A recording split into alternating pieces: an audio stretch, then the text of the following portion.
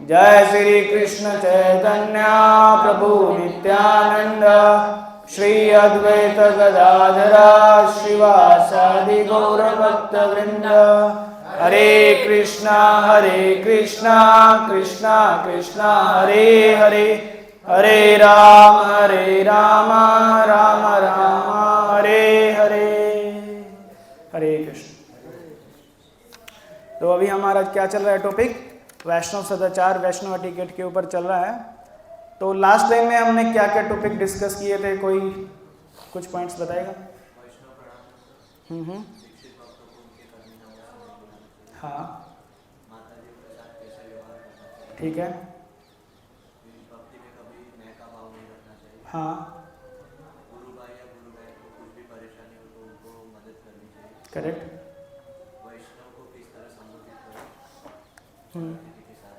Right. फिर हमने body of Vaishnava as a temple consider किया था कि एक वैष्णव के शरीर को किस तरह से टेम्पल समझा जाता है।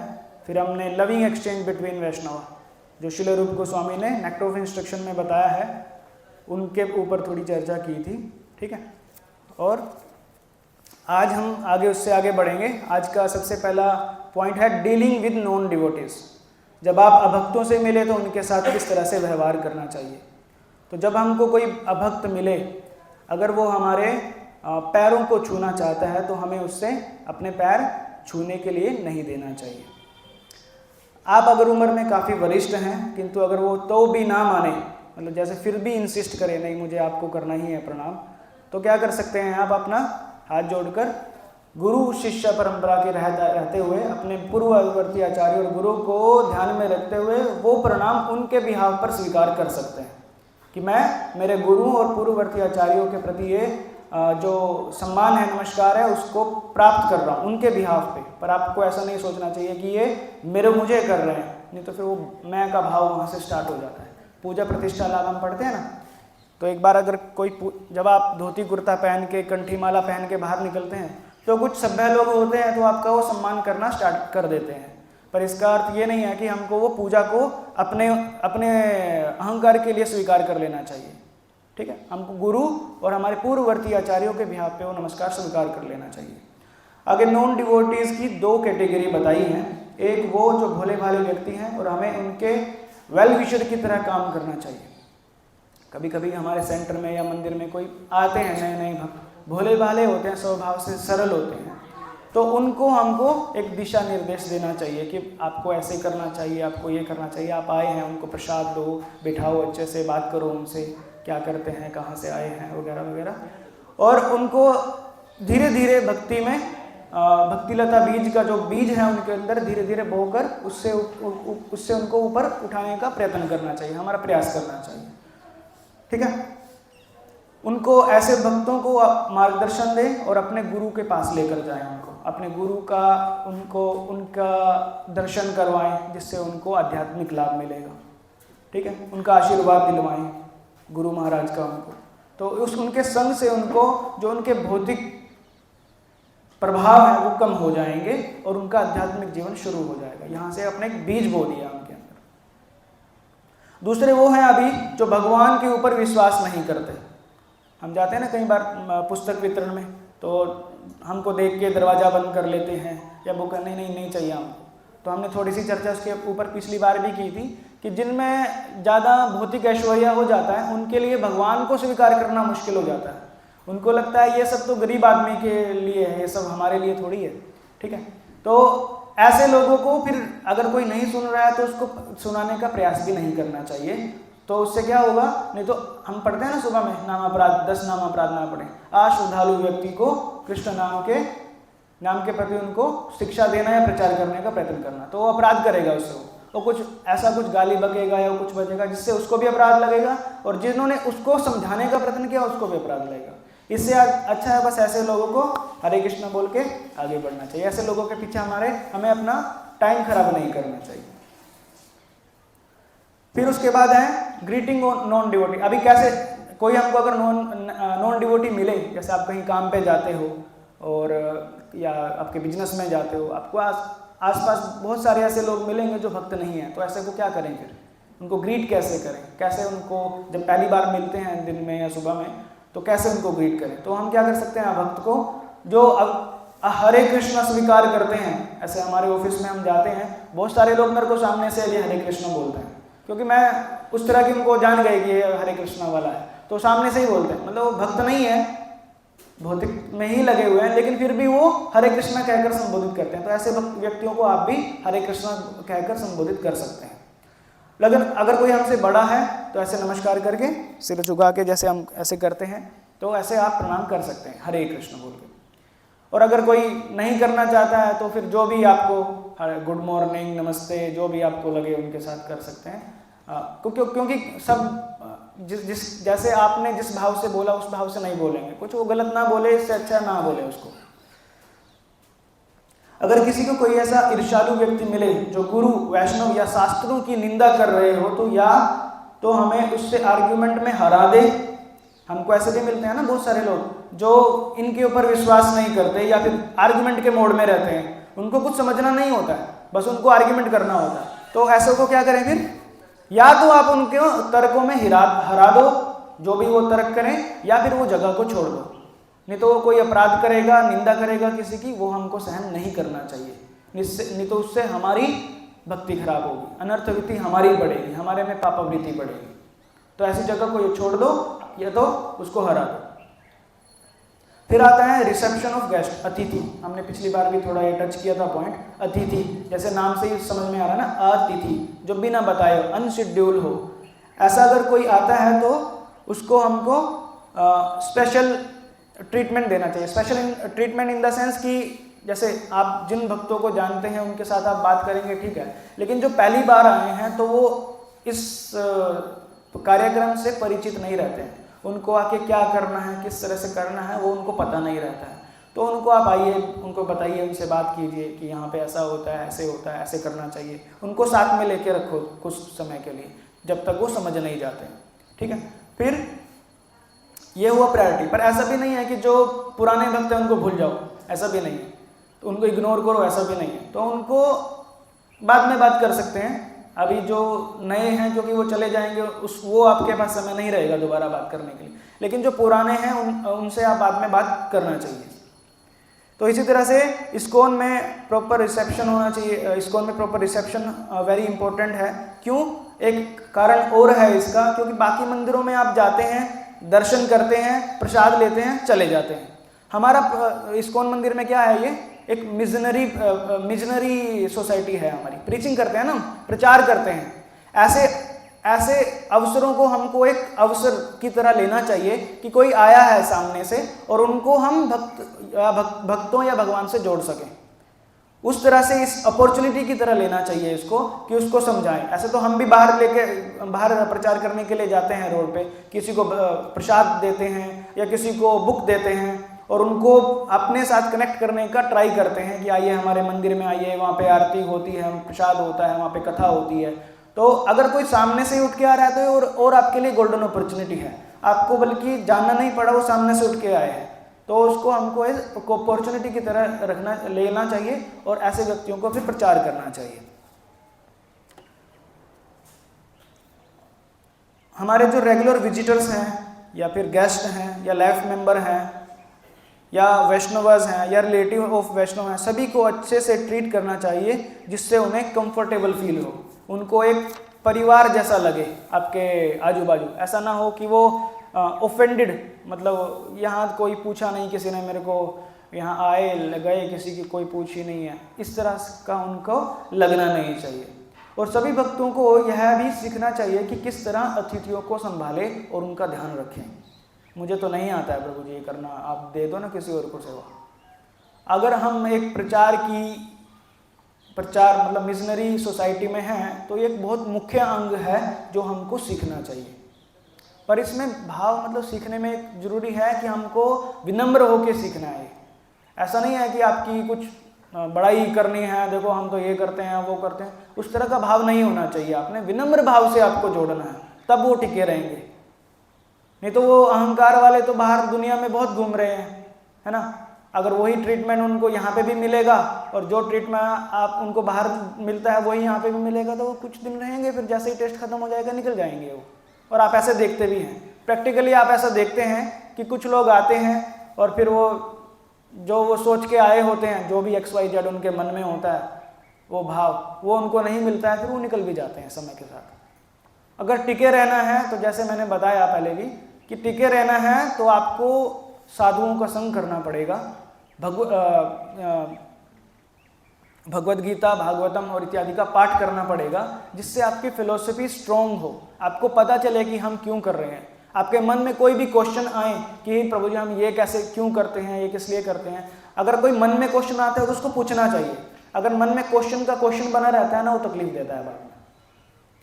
हमको सिद्धांत की पकड़ होगी तब हम लंबे समय तक चल पाएंगे। फिर सी, जैसे चैंटिंग बताते हैं, चैंटिंग जप रोज करना चाहिए, आपका नियमित जप रोज करना चाहिए, रोज, और प्रयत्न करना चाहिए कि सुबह में ही आपका जप हो, ब्रह्म मुहूर्त में जल्दी से उठना चाहिए।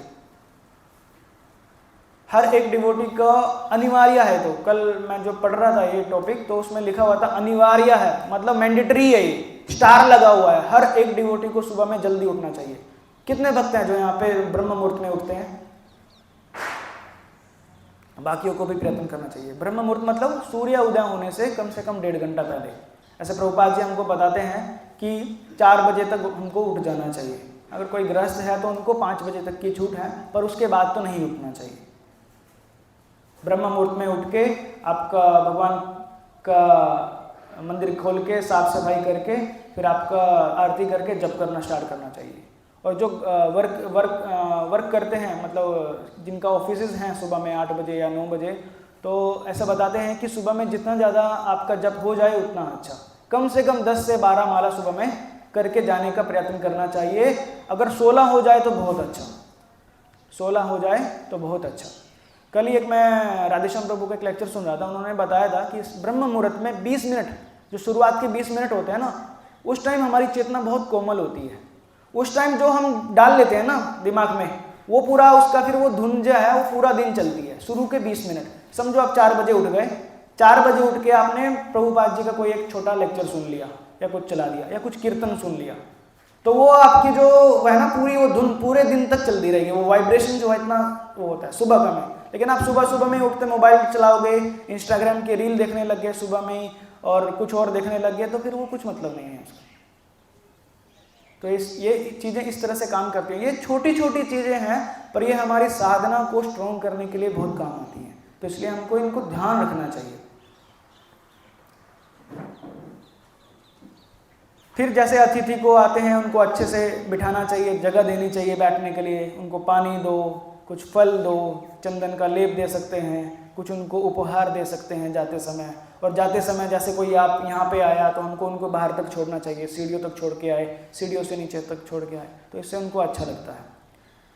फिर उसके बाद है proper behaviour as a guest. जब आप गेस्ट बन के जाते हो, आप अतिथि बन के जाते हो, तो आपको किस तरह से व्यवहार करना चाहिए।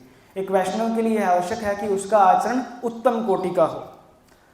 अभी उनके घर पे कोई एक वैष्णव आए तो उनको, जिनके घर भी आप जा रहे हो, तो उसको फील आना चाहिए कि एक साधारण व्यक्ति आया और एक वैष्णव आया, तो उसमें उसको अंतर पता चलना चाहिए। तो वो कैसे पता चलेगा? आपके आचरण से, किस तरह से आप वहाँ पे बिहेव करते हो। ऐसा नहीं है आपको उनके साथ गए तो उनके साथ उनके जैसे ही मिल गए, जैसे वो कर रहे हैं हम भी कर रहे हैं। उनको अगर झूठे सूचे की फर्क नहीं पता है, आपको तो पता है। आपको उनका ध्यान रखना चाहिए, जो आप कर सकते हो और जो नहीं कर सकते हो उन चीज़ों का ध्यान करना चाहिए। अभी ऐसा नहीं सोचना चाहिए, एटलीस्ट जो दीक्षित हैं भक्त, उनको तो पूरा पक्का होना चाहिए इस चीज़ में कि अगर वो दिख रहे हैं कोई उनके सामने होते हुए, या तो उसको करेक्ट करने का ट्राई करना चाहिए अगर कुछ दिख रहा है उनको ऐसा जो नहीं होना चाहिए, या फिर अगर करेक्ट नहीं कर सकते हैं तो फिर ऐसी जगह पे आपको प्रसाद इत्यादि वगैरह नहीं लेना चाहिए। ऐसा नहीं है कि वो झूठा और सूचा सब एक ही हाथ से चल रहा है और आप भी उनके साथ ही बैठ गए, प्रसाद भी हो रहा है। ठीक है, उनको जब ऐसा इतना तो उनको पता चल जाता है कि ये हरे कृष्ण वाले हैं, प्याज लहसुन या चाय कॉफ़ी नहीं लेते हैं। लेकिन इसके बाद भी बहुत सारी चीज़ें होती है ना। हम पहले भगवान को भोग लगाते हैं, फिर वो बर्तन में से सब उसमें डालते हैं, फिर जिस बर्तन में बांट रहे हैं उसी में ही खाने लग गए, या जिस हाथ से खा रहे हैं उससे ही देने लग गए। वो छोटी छोटी चीज़ें भी हैं उसके बाद में, तो उन चीज़ों का भी हमको ध्यान रखना चाहिए कि ऐसा या तो जैसे बताया, या तो करेक्ट करें या फिर उनको बता दें कि ये आप जो है गलत कर रहे हैं, इस तरह से नहीं करना चाहिए। तो वो भी समझेंगे, प्रेम से समझाएंगे तो समझेंगे, क्यों नहीं समझेंगे। फिर जितना जरूरी है उतनी देर ही रुकें, बिना मतलब के कहीं किसी के यहाँ पे जाके बैठ ना जाएं कि अब तो हम थोड़ा फ्री हो गए, यहाँ पे आके छुट्टियाँ मनाना है, ऐसा नहीं। क्योंकि जब आप कहीं ऐसी नई जगह जाते हैं ना, किसी नॉन डिवोटी के यहाँ पे जाते हैं, तो आपकी साधना को वही स्तर पर रख पाना, जैसे आपका डेली का शेड्यूल है, मुश्किल होता है।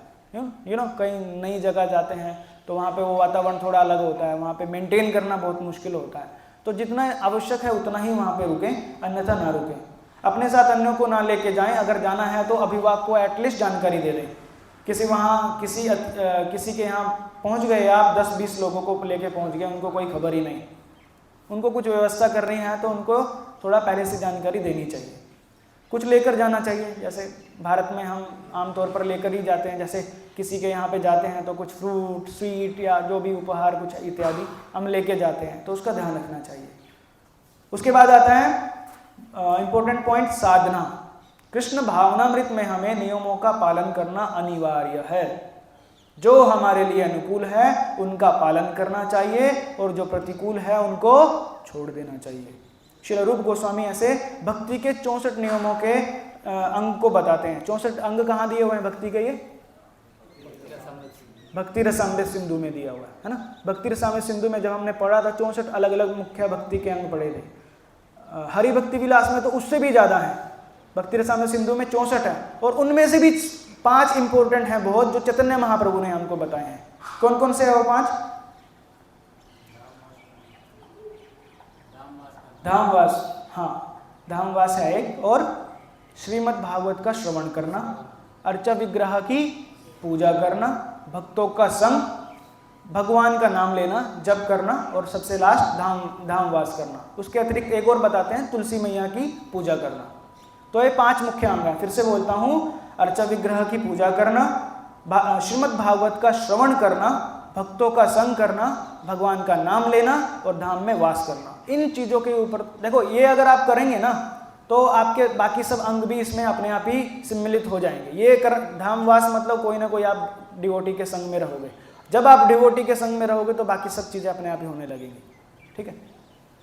अब उसके बाद आता है सबसे इंपॉर्टेंट पॉइंट। सबसे इंपॉर्टेंट पॉइंट कौन सा है? जप।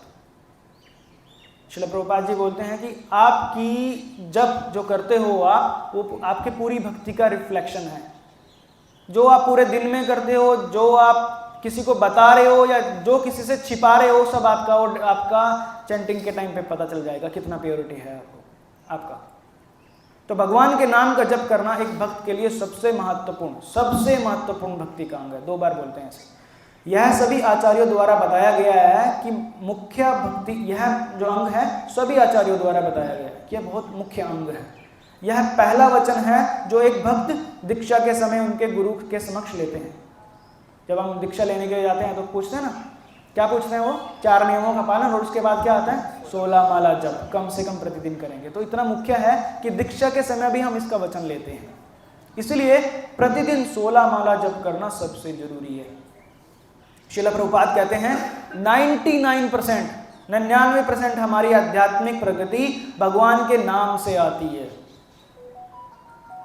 और जो भक्त निष्ठा से और निरपराध भाव से प्रतिदिन 16 माला करते हैं, उनकी भक्ति में प्रगति बड़ी तेजी से होती है। बचा कुछ नहीं बचा ना, सब कुछ आ गया। अगर आपने जप अच्छे से किया, पर जप अच्छा करना बहुत मुश्किल है, बहुत मुश्किल है। बहुत मुश्किल क्यों है? आपका जो वो पूर्व कर्म, पूर्व दिन का या आपके दिन का रूटीन जैसा रहता है ना, उसके ऊपर आपका जप निर्भर करता है। आप पिछले रात बहुत भर भर के रोटियां खा ली, 8-10 रोटियां खा ली, फिर पूरा दूध पी के सो गए, सुबह में उठ नहीं पाए, तो सुबह में उठ के फिर हरे कृष्णा ऐसा रहेगा। तो एक यहाँ से ये शुरुआत होती है पिछले दिन से। एक छोटा पॉइंट है, ये नहीं है कि मैं यही बोल रहा हूँ सब कुछ है। एक ये छोटा पॉइंट है कि जब हमको रात को हमको कम से कम खाना चाहिए, जिससे हम अगले दिन सुबह में जल्दी उठ पाएं, तो हमको चैंटिंग करते हुए फिर नींद नहीं आएगी।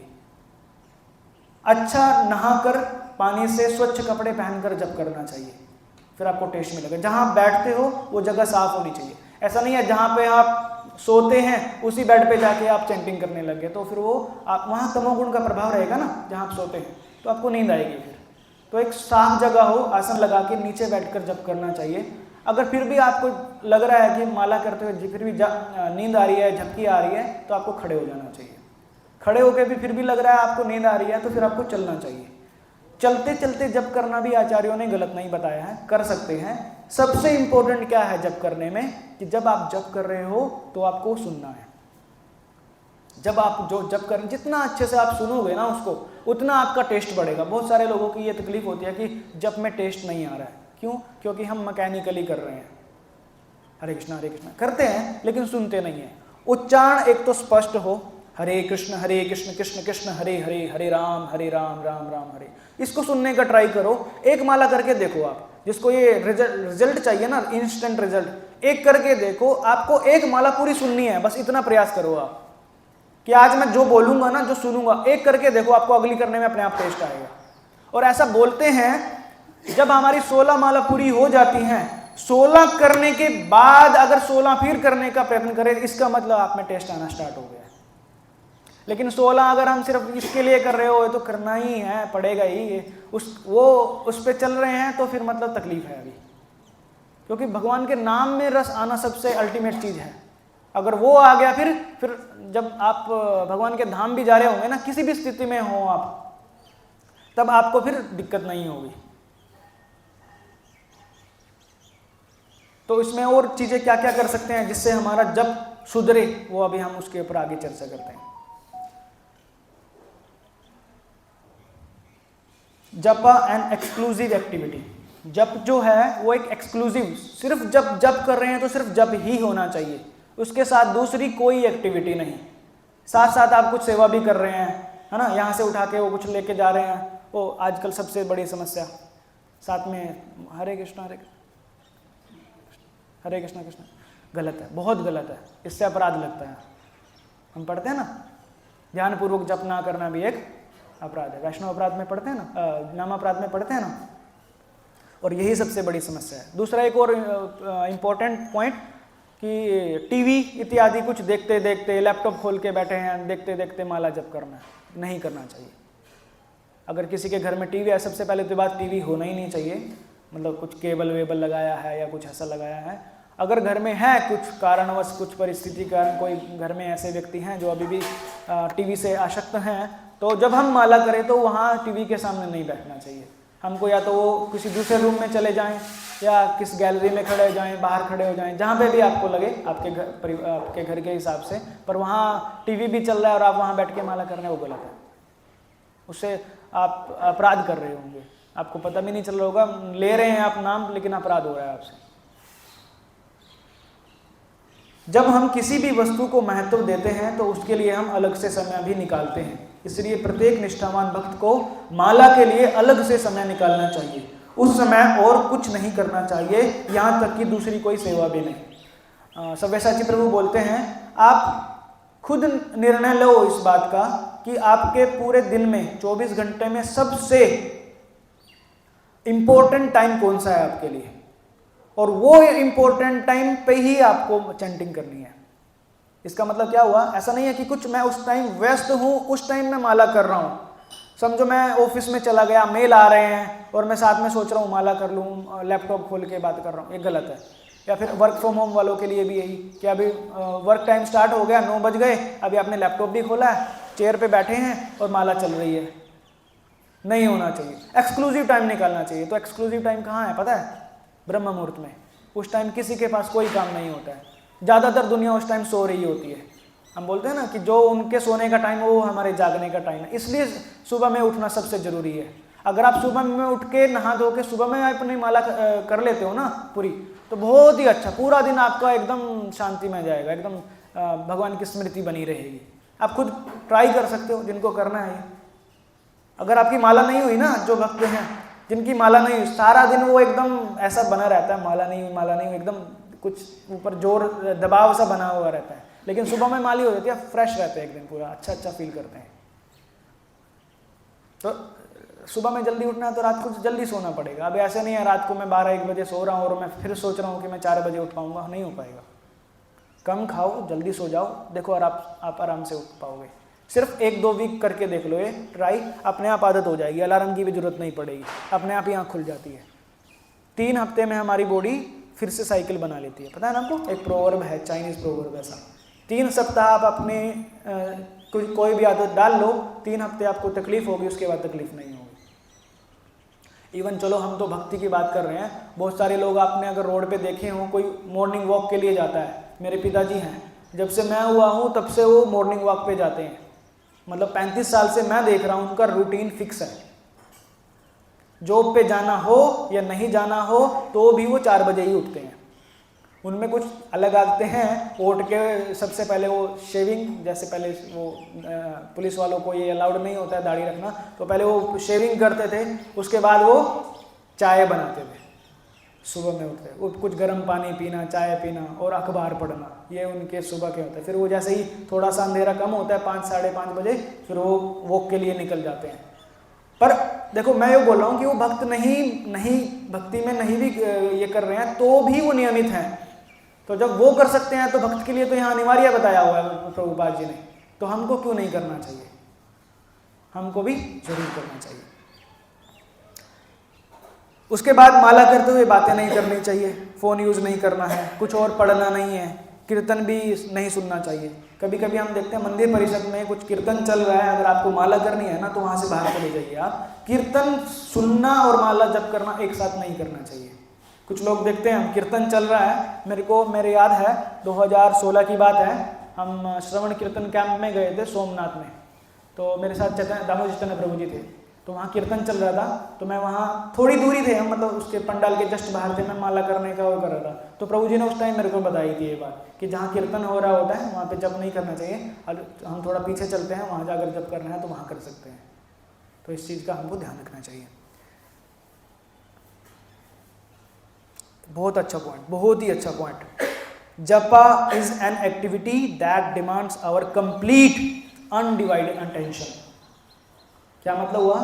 जब वो क्रिया है जिसमें हमारी अनडिवाइडेड, मतलब हमारी चेतना या ध्यान कहीं बटा हुआ ना हो, ऐसी चेतना चाहिए हमारी उस टाइम, ऐसा हमारा भाव होना चाहिए। सिर्फ माला तो मतलब सिर्फ माला, उस टाइम और कुछ नहीं।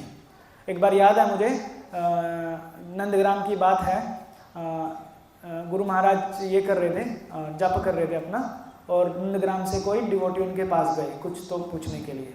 तो गुरु महाराज का आगे से क्या था बोलने का पता है? वो बोले क्या ये काम सिर्फ अभी हो सकता है? अगर बाद में हो सकता है तो बाद में, अभी नहीं, क्योंकि वो उस टाइम जप कर रहे होते हैं।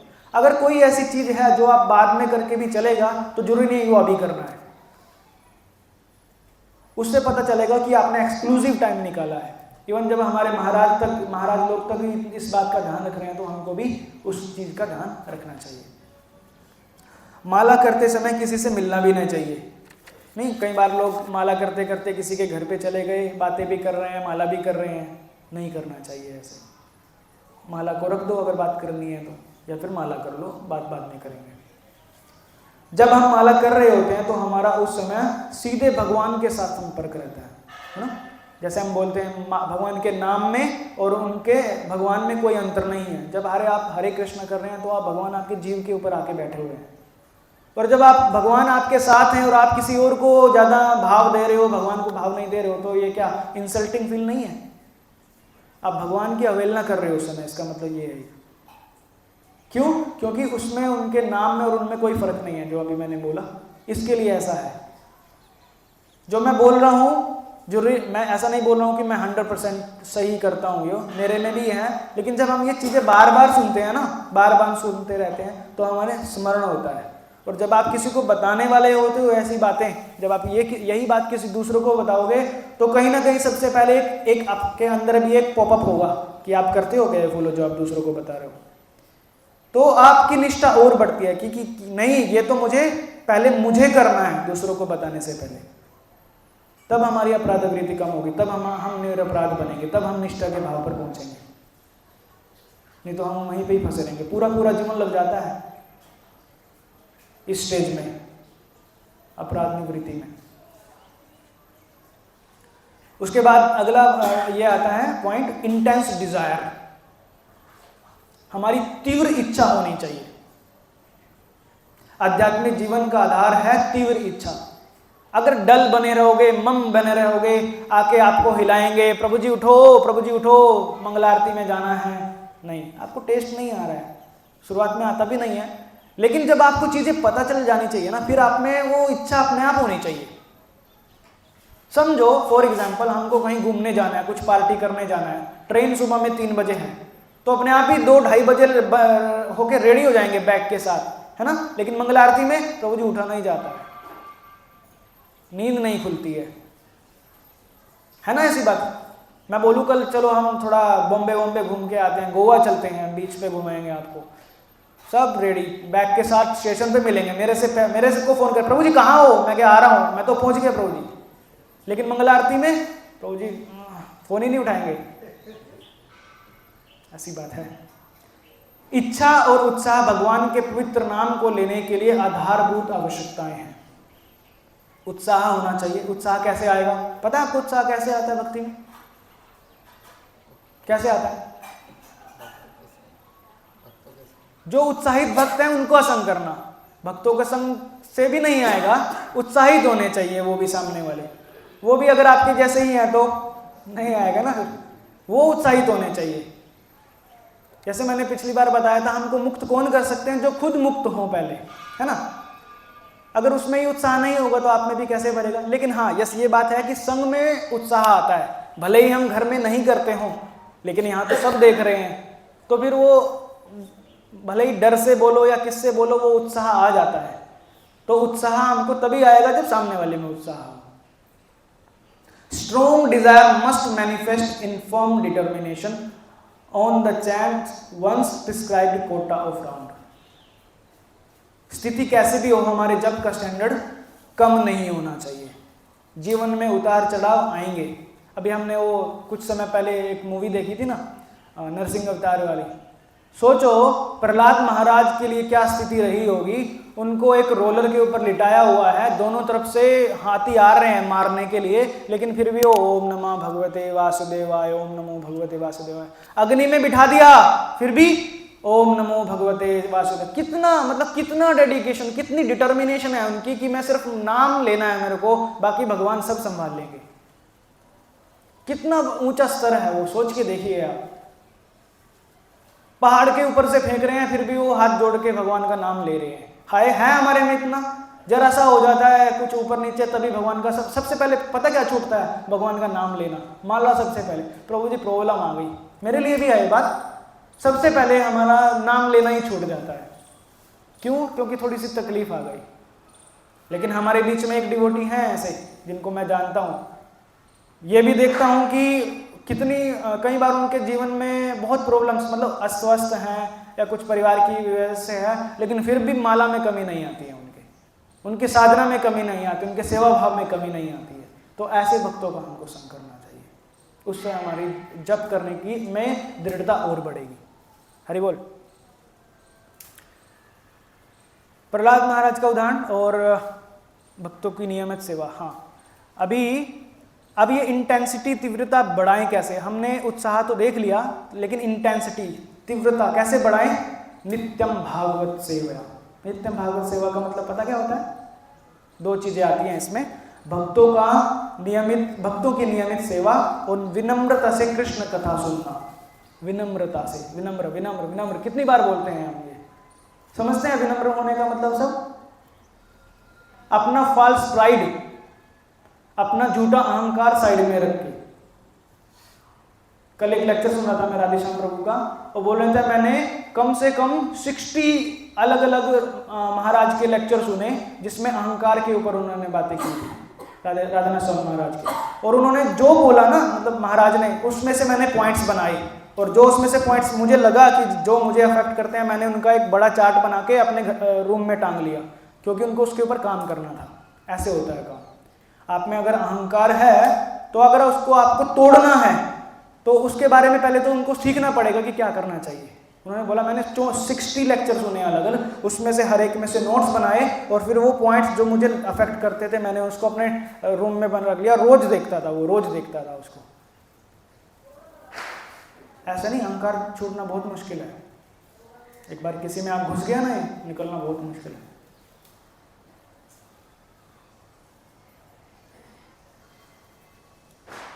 फिर आता है उसके बाद अटेंटिव हियरिंग। हमारा जब उतना ही अच्छा होगा जितना अच्छा हमारा श्रवण होगा। श्रवण जितना अच्छा होगा, क्योंकि देखो माइंड में क्या चलता है, जो आप करते हो, जो आप सुनते हो, वो सब चीजें आती है ना। मैंने बोला ना रिफ्लेक्शन है, आपने पिछले दिनों में क्या किया है उसी का ही रिफ्लेक्शन है। जैसे अभी चलो अब यहाँ कथा चल रही है, लेकिन हम जो ये कथा के बारे में यहाँ श्रवण कर रहे हैं या जो भी चर्चा कर रहे हैं टॉपिक्स के ऊपर, अभी भी हमारा माइंड किसी किसी का तो कहीं और ही घूम रहा होगा, जो उन्होंने कुछ पिछले समय में किया होगा या करने वाले होंगे। अभी उसका फ़ोन आने वाला है, मुझे वहाँ जाना है, उसको मैंने ये बोला था, उससे ये करना है, उसका करना है, ये सब चीज़ें। कुछ फ़र्क नहीं पड़ेगा यहाँ, ये जो आप सुन रहे हो उसका कुछ असर नहीं होगा।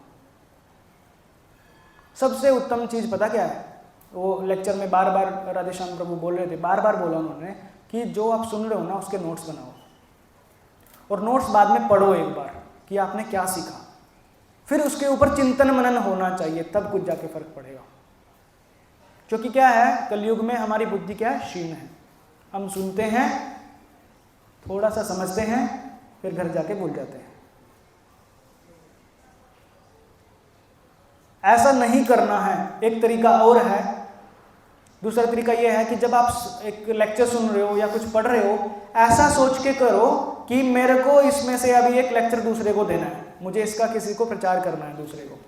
तो हम क्या करते हैं, जब ऐसी स्थिति होती है तो हम याद रखते हैं कि क्या पॉइंट था, क्या उससे हमने सीखा, क्या मुझे बताना है उनको, तो आपके वो लंबे समय के लिए याद रहेगा। जो मैं आपको अभी बता रहा हूँ, ऐसा तो नहीं है मैंने बहुत पहले सुना है, अगर मैंने भी ये कुछ दिन पहले ही पॉइंट्स बनाए हैं वो वैष्णव एटिकेट की बुक्स में से, और उसमें से देख देख के मैं, मतलब मेरा बहुत सारा समय लगाया। बुक छोटी सी है वो, पर मैं जब लिख रहा हूँ उसके ऊपर भार दे रहा हूँ, लिखने से भी याद होता है कुछ लोगों को, राइट, पॉइंट्स सब निकालते हैं। तो मतलब मेरे को एक लेक्चर, छोटा सा लेक्चर लेना है आधे घंटे का, लेकिन मेरा उसमें कितना समय गया, 2 ढाई 3 घंटे गए। तो 2 ढाई 3 घंटे मैं इसमें दिमाग लगा के रखा। तो मतलब मैं ये बता रहा हूँ कि जब आप इस तरह की तैयारी करते हो ना, तो उस तरह का आपका फिर चेतना उसी तरह की हो जाती है, उस तरह का ही आपका सोच भी हो जाता है। और मैं देखता हूँ अगले दिन मेरी चैंटिंग बहुत अच्छी हो जाती है इससे। जिस दिन मैं ऐसे 2-3 घंटे इंटेंस पूरा एकदम तीव्रता से ऐसे लगाता हूँ ना कि कुछ तैयारी करनी है, भले ही आप लोगों को कुछ लगे ना लगे उसमें अच्छा, लेकिन मेरा तो भला हो ही रहा है उसमें, ये पक्की बात है। तो अगर हम ऐसा करना रोज शुरू करें, तो जब मैंने शुरू में भक्ति शुरुआत की थी ना, जब मेरे को प्रभु जी ने प्रभुपाद जी के लेक्चर दिए थे, तो मैं प्रभुपाद जी के लेक्चर सुनते सुनते वो नोट्स बनाता था। उनके वो बोल रहे हैं और उसमें से जो जो पॉइंट्स मैं ये करता था, नोट्स बनाता था। बहुत अच्छा लगता था, बहुत ही अच्छा लगता था, याद रहता था। अभी आप एक लेक्चर सुनो, थोड़ी देर के लिए याद रहेगा, फिर आप भूल जाओगे। तो नोट्स बनाने के लिए इसके ऊपर बहुत भार देते हैं, बड़े बड़े डिवोटीज भी बनाते हैं। आपने देखा हो कभी, जो लोग प्रीचिंग करते हैं ना, वो नोट्स अभी भी बनाते हैं, जेब में छोटी डायरी रखते हैं या कुछ रखते हैं, नोट्स बनाते हैं ताकि जिससे उनको याद रहे।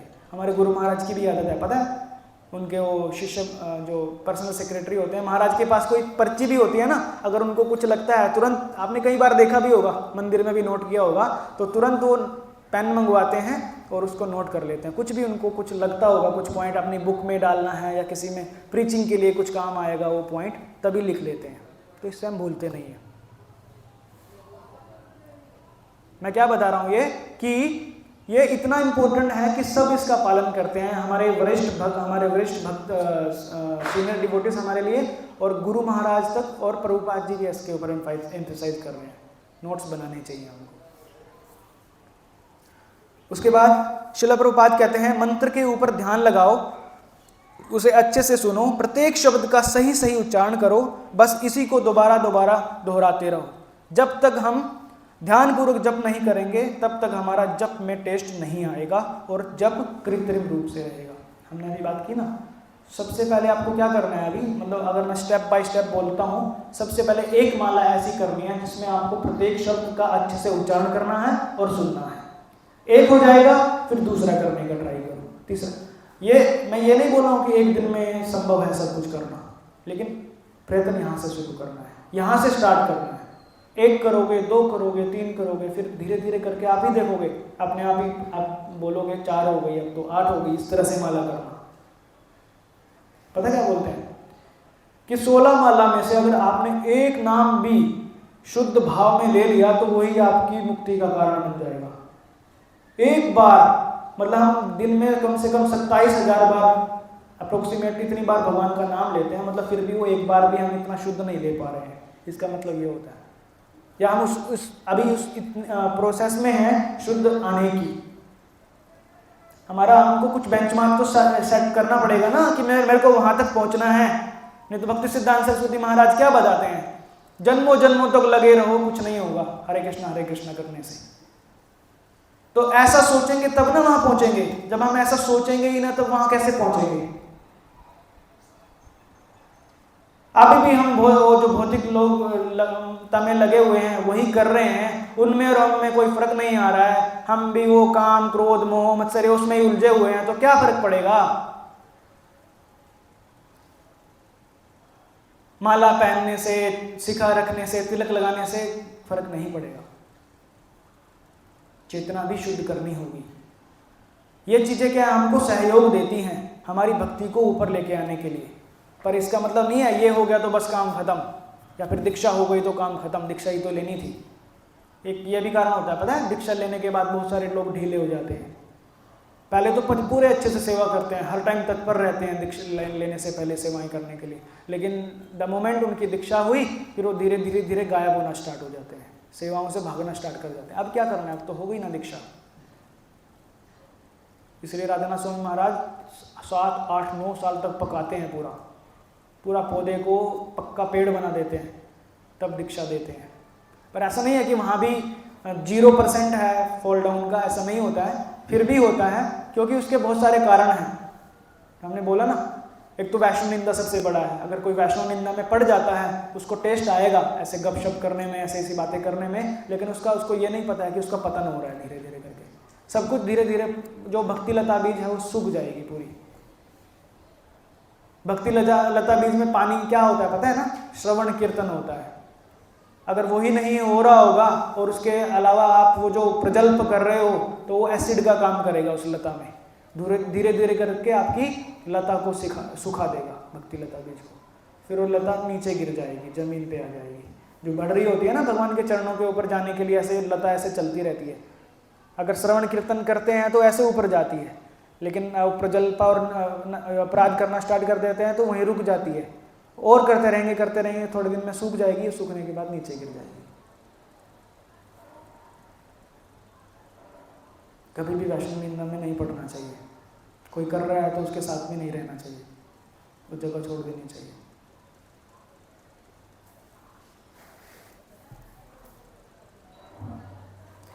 प्रसाद है रेडी या कंटिन्यू करना है?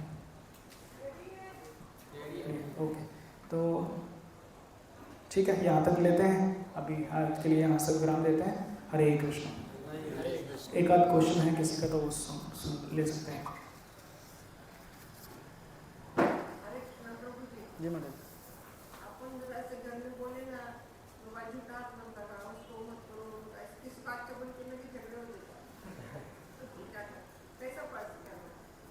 माता जी, एक इसका तरीका है जो प्रभुपाद जी बताते थे हमको, कि आप अपना जितना अपने तक सीमित है उतना पूरा अच्छे से करने का प्रयत्न करो, तो भगवान क्या धीरे धीरे ऐसी स्थिति बना देंगे, मतलब अगर आपका आचरण स्ट्रोंग है तो वो चीज़ें अपने आप ढलने लगेंगी।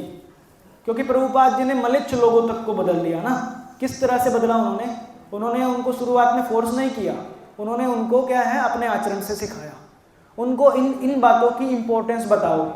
पर आपकी बात भी सही है, सब लोग वो भी नहीं समझेंगे, पर फिर भी बस प्रयास कर सकते हैं हम।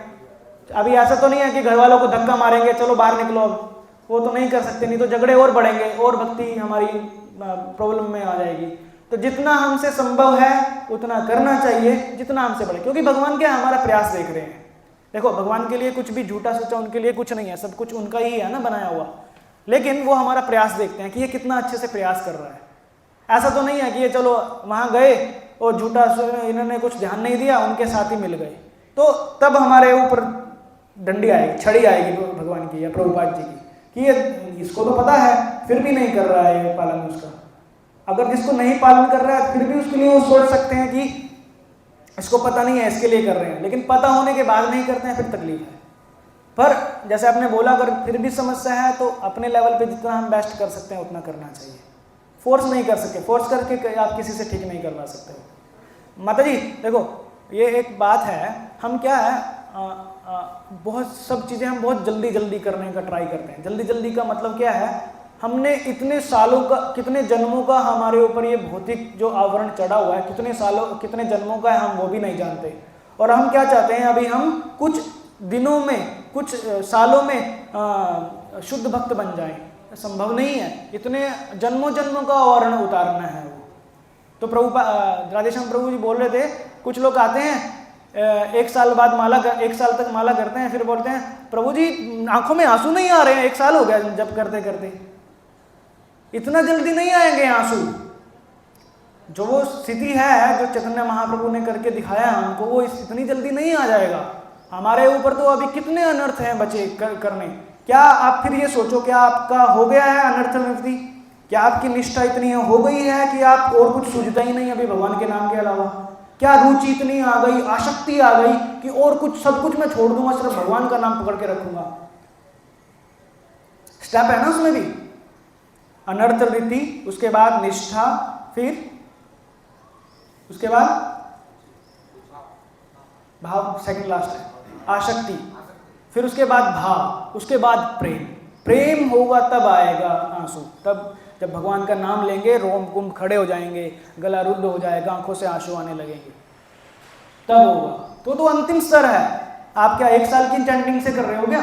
सोच रहे हो आ जाएगा? नहीं आएगा, पर उसके लिए लगा रहना पड़ेगा। दूसरा भी और कोई तरीका नहीं है, दूसरा भी और कोई तरीका नहीं है। वही तरीका, आपको प्रोसेस में लगे रहना है। करना बाद में भी हरे कृष्ण ही है, पर बस वो शुद्ध भाव में हो जाएगा। जो अभी अनर्थों के साथ हो रहा है वो जब होगा वो फिर प्रेम से होगा, भाव से होगा, तब भगवान का नाम लेते ही आपके आंसू आएंगे।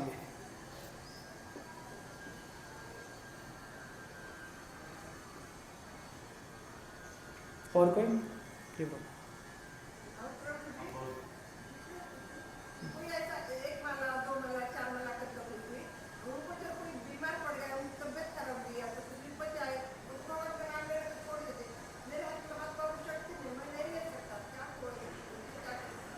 मैंने अभी बताया ना, आजकल हम जब कुछ होता है तो सबसे पहले नाम ही छोड़ते हैं, और कुछ नहीं छोड़ते हैं, हम नाम छोड़ देते हैं। देखो अगर किसी की कोई इतनी ज़्यादा स्थिति खराब है कि वो नाम ले भी नहीं पा रहा है, तो उनको फिर वो बाद में रिकवर करना चाहिए। जितना भी आप लेते हो, जैसे आप समझो दीक्षित हैं तो 16 माला करना है, तो फिर मैंने एक बेंगलुरु में एक डिवोटी थे, उनको कोमा में चले गए थे शायद वो, मतलब इतना ज़्यादा एक्सीडेंट में कोमा में चले गए थे। वो शायद 6 महीने या 1 साल तक बेड पे रहे थे, 6 महीने या 1 साल तक बेड पे रहे थे। उन्होंने फिर भी क्या किया, रोज की 16 गुना, जितने दिन वो बेड पे रहे थे उतने गुना करके वो माला काउंट की कि इतनी माला हो गई। और जब वो ठीक होने लगे ना, वो बोलते थे मैं रोज वो माला कवर करता था पिछली। धीरे धीरे करके करके करके करके करके उन्होंने वो पूरी माला कवर की। अभी सोचो कितनी माला हो जाएंगी 1 साल में किसी की। लेकिन उन्होंने वो माला, ये नहीं कि चलो अब उस टाइम तो मैं ये था, बीमार हो गया था और उस टाइम कर नहीं सकता था, वो उन्होंने वो पूरी माला की। तो ये क्या है, ये है वो दृढ़ता, स्थित प्रज्ञता। नहीं, हमको करना ही है जो जिसका हमने ये लिया हुआ है प्रण। अगर किसी दिन किसी कारण से छूट जाए, कोई इमरजेंसी है, जैसे अभी किसी ने पूछा था ना गुरु महाराज से, छूटनी ही नहीं चाहिए। पहली बात तो वो है 16 माला। लेकिन अगर फिर भी मैं बोलता हूँ कि अगर छूट गई तो अगले दिन उसको कवर करने का प्रयत्न करना चाहिए। आज की मेरी 4 माला बची हैं, तो अगले दिन फिर मुझे 16 + 4। कुछ लोग कुछ ग्रुप्स में ऐसे करते हैं, अगर आज की 4 बची हैं तो अगले दिन उसको 8 करके करना है फिर कवर। जैसे आज की मेरी 2 बची हैं तो अगले दिन मैं 2 नहीं करूंगा, अगले दिन मैं 4 करूंगा एक्स्ट्रा, मतलब 16 + 4, क्योंकि 16 तो मिनिमम है ना, 16 मैक्सिमम नहीं है। 16 माला मतलब लिमिट नहीं है, 16 तो शुरुआत है। भक्ति सिद्धांत सरस्वती महाराज तो 64 बोलते थे करने के लिए, वो तो प्रभुपाद जी ने हमको 64 से 16 पे लाया, हमारी स्थिति को ध्यान में रखते हुए। कलयुग आगे बढ़ रहा है, समय ही नहीं है किसी के पास। 16 माला किसी को बोल दिया, मतलब चलो भक्त तो करते हैं पहले, नहीं तो 16 माला इतनी, वो इमेजिन ही नहीं कर सकते कि इतनी देर भी नाम लेना हो सकता है। सचिन प्रभु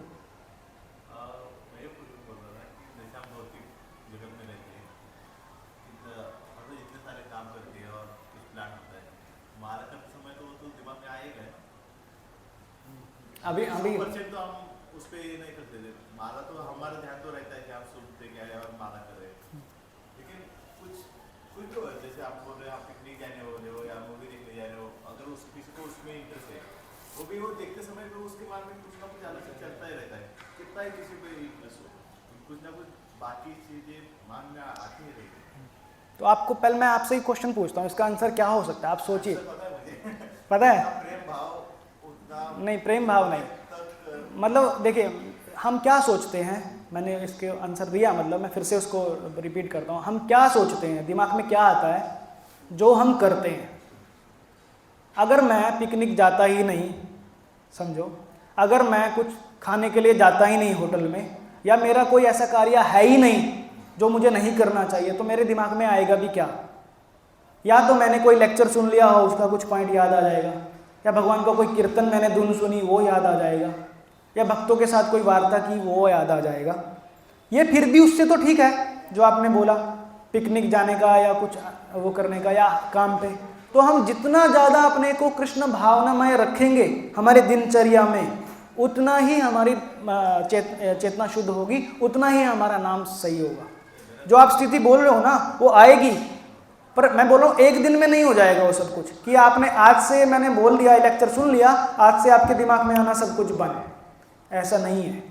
हमको मोल्ड करना है अपनी थॉट्स को भी, अपनी थॉट्स को भी आपको मोल्ड करना है कि वो क्या आए उसमें, वो वही आएगा जो हम करेंगे। मैं आपको एक प्रैक्टिकल ये करके बोलता हूँ, एक्सपीरियंस करके देखिए आप। एक हफ्ता आप रोज सुबह में जल्दी उठिए, नहाइए, सुबह में माला कीजिए, सुबह में थोड़ा रीडिंग कीजिए, भगवत गीता भागवतम का कुछ पढ़िए। हाँ, एक हफ्ता करके देखिए, आपके दिमाग में सुबह में जो आएगा ना वो सिर्फ वही आएगा जो आना चाहिए। या तो भगवत गीता से संबंधित जो आपने कुछ पढ़ा होगा, या भागवतम से संबंधित कुछ आना होगा, वो कर सकते हैं। आगे ये पॉइंट आएगा, अगले लेक्चर में ये पॉइंट आएगा। कुछ भक्त पूछते हैं कि हमको माला के समय क्या करना चाहिए, भगवान के नाम का सुनना चाहिए या भगवान की लीलाओं का श्रवण करना चाहिए। तो प्रभुपाद जी ने उसका आंसर दिया है। वो प्रभुपाद जी ये बोल रहे हैं कृत्रिम रूप से कुछ भी नहीं होगा। आप सोचोगे कि भगवान की फोटो का सामने रख के बोलूं और उस पर ध्यान दूं, हरे कृष्णा कृष्णा कृष्णा, नहीं होगा। वो आप देख रहे होगे पर आप देख नहीं रहे होगे, आप देख के भी देख नहीं रहे होगे। वो होगा तभी जब आप का श्रवण, पिछले दिनों की एक्टिविटीज आपकी कृष्ण भावना में होंगी, तब होगा वो प्राकृतिक रूप से, तब वो कृत्रिम नहीं होगा। अगर प्राकृतिकी बाय डिफॉल्ट अपने आप ही आपको कोई भगवान की लीला स्मृति हो रही है, अच्छी बात है, होने दो उसको, लेकिन प्राकृतिक रूप से, कृत्रिम रूप से नहीं। मैं गोवर्धन लीला सोचूंगा आज तो माला करते हुए, हरे कृष्णा गोवर्धन लीला चल रही है अंदर, ऐसा नहीं होगा। कृत्रिम रूप से कर नहीं सकते। भक्ति वही तो बात है। भक्ति में जो भी होगा वो नेचुरल चीज होगी, वो वहाँ पे वो असलियत सामने आएगी। वहाँ पे वो मुकुटा पहन के जो घूमते हैं वो नहीं होगा। नेचुरल जो आप हो ना अंदर से, जो भी भाव है वो बाहर निकल के आएगा।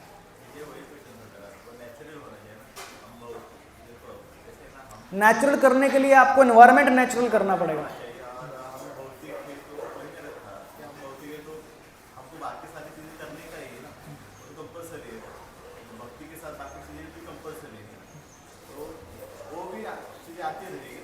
प्रभुपाद जी ने 14 साल में 108 मंदिर बनाए।